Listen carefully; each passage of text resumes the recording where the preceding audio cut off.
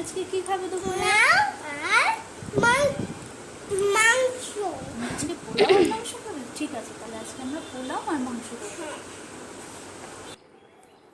এমনিতে তো আমার মা খাওয়া নিয়ে একদমই জ্বালায় না, ওকে যেটাই দেওয়া হয় ও সেটাই খায় নেয়, খাওয়া নিয়ে ওর কোনো ঝামেলায় নেই। কিন্তু আজ কটা দিন ধরে ওর শরীরটা এতই খারাপ যে ও কোনো কিছুই খেতে পারছে না। সেই জন্য আমাকে বলল, মা আমি একটু পোলাও আর মাংস খাবো। তো ও যখন খেতে চেয়েছে তো সেই জন্য আজকে পোলাওটা বানিয়ে ফেলি।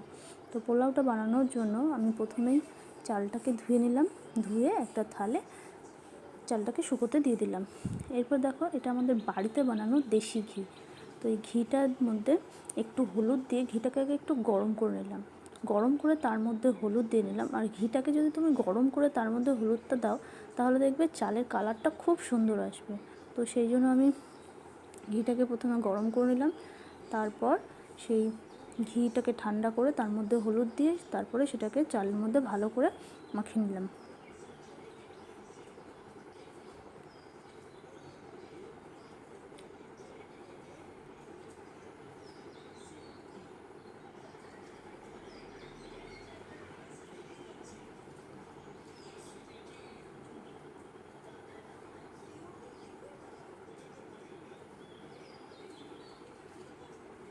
আর তারপর এর মধ্যে আদা আর কাঁচা লঙ্কা বাটা দিয়ে ভালো করে চালটাকে মাখিয়ে নেব।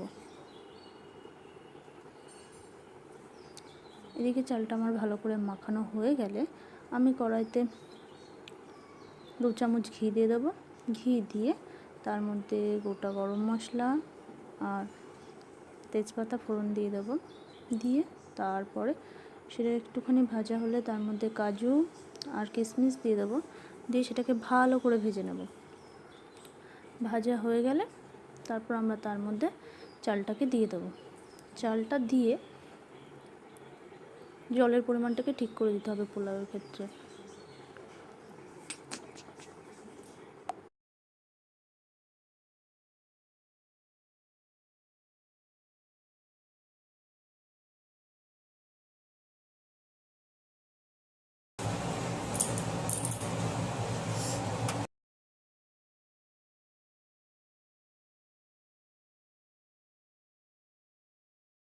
এই যে ময়ূকের পোলাও আর মাংস এখন ময়ূরকে খাইয়ে দেখি কেমন লেগেছে। ময়ূরকে একটু বলুক কেমন হয়েছে। তো খাও, কেমন হয়েছে পোলাও? দারুণ হয়েছে। আমার রান্না সার্থক হয়েছে, যার জন্য রান্না করেছি তার ভালো লেগেছে।